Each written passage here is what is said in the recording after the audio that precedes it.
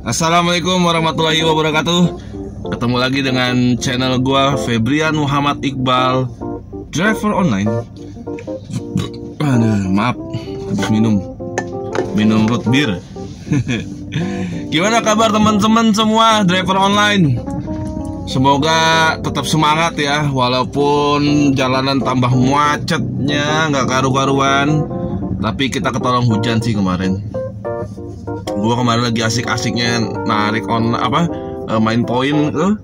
Tiba-tiba temen gua di grup pamer Argo, jebret ke Kerawang, dari Jakarta ke Kerawang gope. Buset. Perjalanan sih 2 jam lebih. Terus gue bilang aja, Om, gue kalau jadi lu mah gue ambil perjalanan 2 jam dapat setengah juta, kapan lagi kan gitu. Segini Argo ini, tuh mantep kan, gila bener-bener. Pokoknya kalau udah kebantu hujan udah turun, itu wah lonjakannya lumayan. Tapi kalau kemarin Grab itu nggak ada lonjakan. Yang ada lonjakan itu Gokar kemarin. Gokar lonjakannya gila-gilaan. Kalau Grab nggak terlalu parah lonjakannya.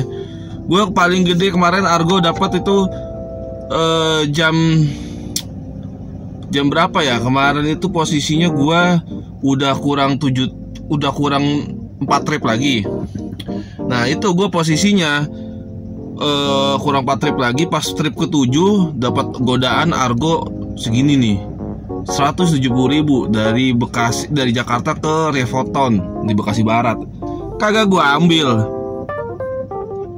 Gila, gue lagi main poin. Akhirnya karena gue lagi main poin, gue nolak orderan. Ya gitu, gue gak tupo jadinya kemarin. Aduh, cuman tupo bawah doang 30.000, tupo atas 150.000, gue gak tupo. Kurang 1 bro. Gue sih agak nyesel sih. Kan tadi awalnya perhitungan gue itu kalau gue ambil yang Targo tadi 170, gue perjalanan itu bakalan macet banget, bisa 2 jam lebih. Gue kayaknya nggak bakal tupo. Tapi gue pas dapat 170 plus 3.000 gitu. Nah, gara-gara gue tolak, gue udah nggak dapat Argo gede, ya kan? Dapat Argo ceret, bonusnya 30.000 lagi. Salah gue kemarin tuh, salah. Atau gue ambil aja tuh Argo yang 170 tadi tuh, supaya gue dapat Argo gede sampai di Bekasi, udah deket rumah. Terus plus bonus 30.000, nggak apa-apa, total 200. Ya namanya kita driver online gitu kadang butuh perhitungan sih. Salahnya gue tuh kemarin gue terlalu pede sih. Padahal masih gue tuh kurang 2 jam lagi, jam 7 itu gue kurang 4. Masa ya kurang 4 nggak kelar gitu kan? Beneran nggak kelar gitu. Ampun, kurang 4 aja gue nggak kelar. Maaf, akhirnya ya udah gue dapat Argonya nggak tembus gope kemarin tuh, nggak tembus gope sama bonus 30.000. Wah berat ya kemarin tuh, salah strategi. Oke, lanjut ya. Gue mau ngebahas tentang gimana sih bang kalau misalkan kita narik online pakai mobil pribadi, nggak nyewa di TPI gitu kan. Ini gue cuma ngasih gambaran aja sih, gambaran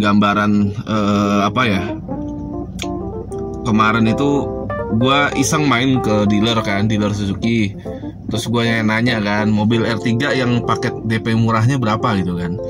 Jadi informasi aja buat teman-teman semua, kalau misalkan teman-teman lihat di sosial media itu ada promo ya kan, promo kayak mobil murah, DP murah, mobil baru DP cuma 3 juta, DP cuma 5 juta. Itu totally gimmick, itu nggak akan bisa.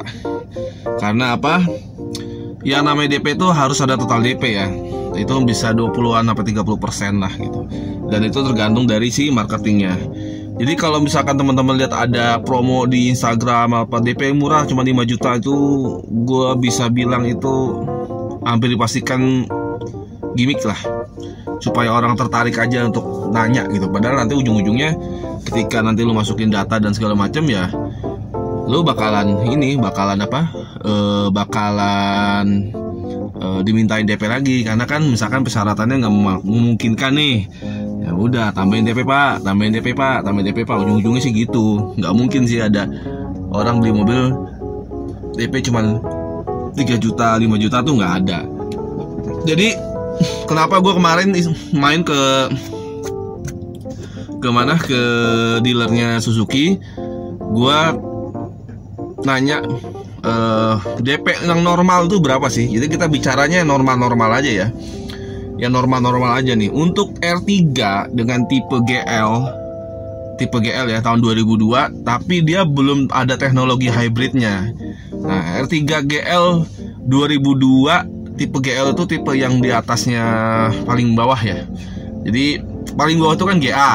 Nah, di atasnya GL. Nah, di atasnya lagi ada GL Matic. Di atasnya lagi ada GX. Terus seterusnya ke atasnya. Nah, tipe yang ada hybridnya itu yang ada hybridnya itu yang GX. Nah, kalau menurut gue pribadi buat online itu belum terlalu penting lah teknologi hybridnya, karena hybrid itu juga hybrid yang bukan hybrid yang benar-benar mengandalkan motor listrik di penggerak rodanya, tapi itu hanya tambahan tenaga untuk menghemat pemakaian BBM atau misalkan idle stop gitulah, kayak di Honda Vario gitu. Jadi kayak gitu. Untuk ulasan mengenai R3 nya sendiri kan udah banyak tuh di channel-channel lain. Gue cuma ngebahas kalkulasi perhitungannya aja deh. Kira-kira modalnya berapa nih kalau misalkan lu mau ngambil mobil untuk online tuh kan.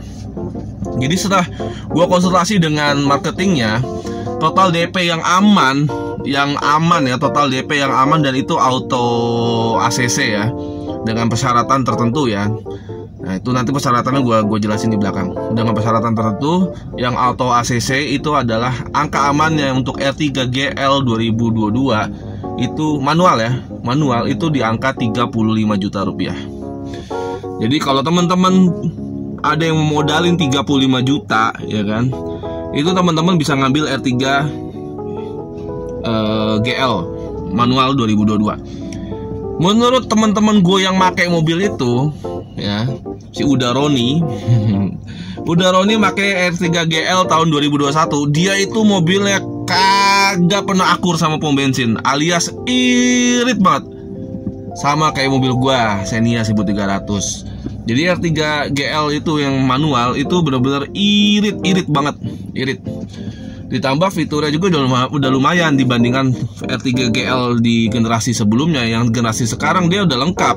Fiturnya udah audionya udah bagus, terus sudah ada bluetoothnya juga, connect ke mobil dan segala macem. Terus tampilan interiornya juga udah bagus. Kalau menurut gua tuh ya bisa dibilang inilah gak jelek-jelek banget lah buat dipakai kerja gitu. Dan kita juga gak jelek-jelek banget kita dipakai untuk harian gitu bro. Nah, berapa tuh cicilannya bang? Kalau misalkan kita bisa DP 35 juta, cicilannya tuh di angka 3,2 juta per bulan. Ya, 3,2 juta per bulan. Jadi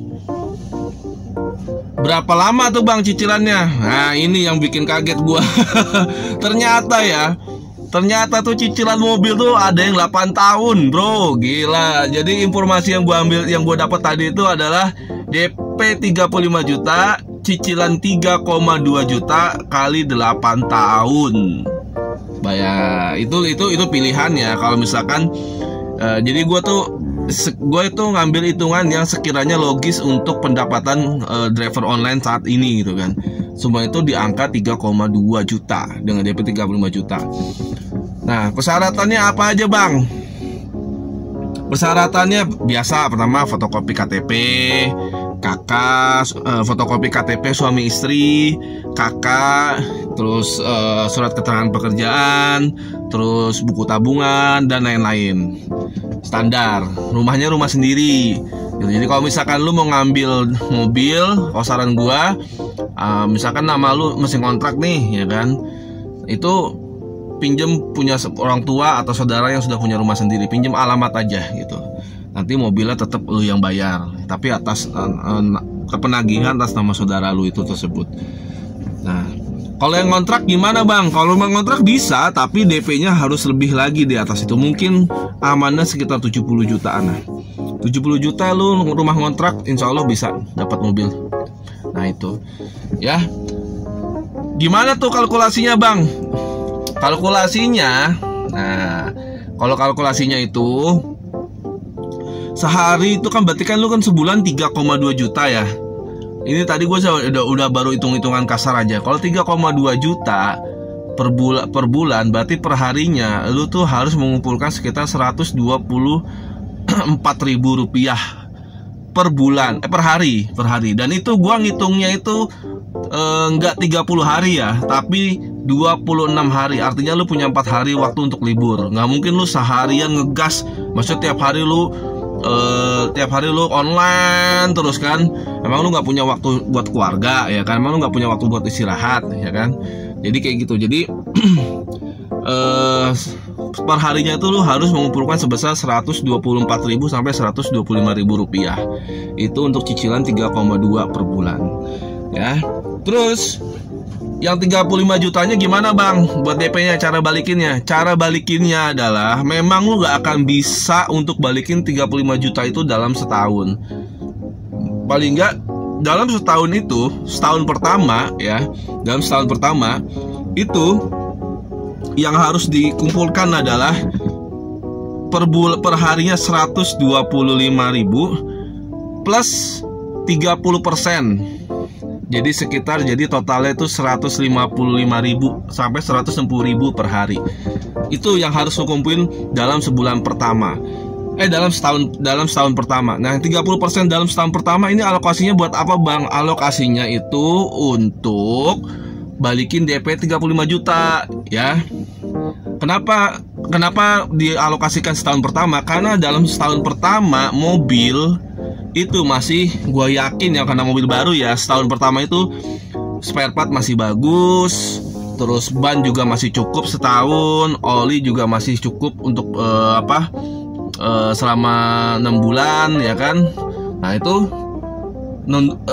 oli maksudnya per 10.000 itu kan nominalnya nggak besar ya, jadi lu cuma buat ganti oli doang. Tapi kalau spare part yang lain kayak kampas rem, kampas kopling, terus ban, gue yakin dalam setahun pertama lu nggak akan ganti gitu loh. Ya, paham ya? Jadi dalam setahun pertama itu lu ngumpulin duit sebesar 125.000 per hari plus 30% atau sekitar 25 ribuan per harinya. Nah, dimana 25.000 itu adalah uang untuk mengembalikan DP yang tadi awal lu setorin pertama gitu. Nah, di tahun kedua yang gue bilang, yang tadi kan setahun pertama yang 30%-nya buat balikin DP. Yang di tahun keduanya itu setoran sama 125.000 plus 30%. Nah, 30%-nya ini di tahun kedua ini udah tidak bisa untuk membalikin DP yang 35 juta. Tapi 30%-nya itu digunakan untuk biaya servis dan spare part. Tuh.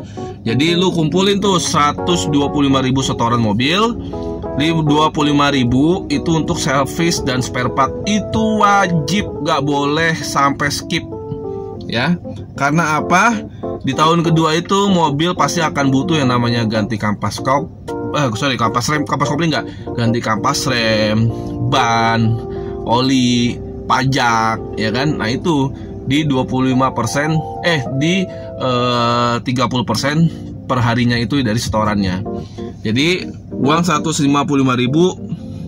sampai 155.000 itu please jangan diutak-atik. Kalau perlu lu di rumah lu bikin kotak lah ya, celengan, 2 celengan, satu buat celengan buat ini, buat setoran mobil, satu buat spare part sama servis sebesar yang 30% itu. Gitu teman-teman semua. Ya. Itu kalau misalkan teman-teman niat mau ngambil mobil pribadi. Cuman konsekuensinya tadi yang gue bilang ya, hitung-hitungannya lu harus teliti, harus detail supaya lu nggak miss. Jangan pernah nunda-nunda nyelengin buat setoran sama servis. Jangan pernah mentang-mentang mobilnya bayar bulanan, lu nunda-nunda untuk bayar mobil harian plus alokasi 30% harian. Itu jangan pernah nunda-nunda, karena sekali lu menunda, lu bakalan repot.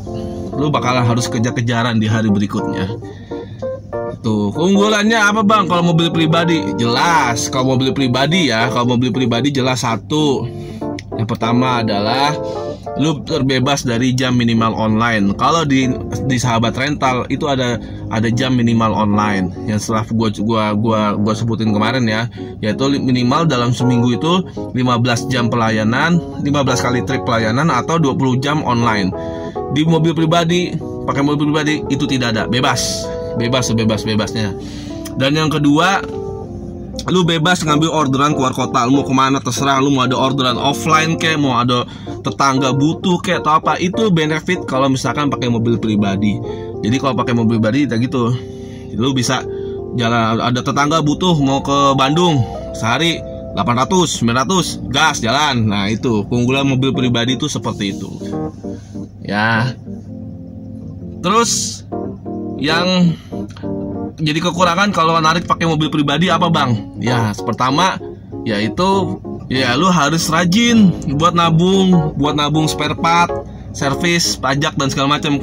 Karena semua part tersebut itu ditanggung oleh si pemilik mobil itu sendiri. Dan mobil dijamin kilometernya bakalan gondrong. Sebulan minimal tuh 10.000 kilometer. Artinya dalam 8 tahun udah berapa tuh? Lu kali aja tuh. Kalau setahun aja udah 120.000.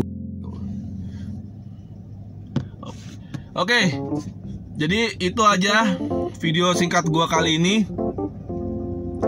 Jadi tadi udah gue jelasin ya kelebihan dan kekurangannya. Oh ya, untuk informasi mengenai mobil Suzuki yang tadi gue jelasin, itu bisa menghubungi kontak di bawah ini ya.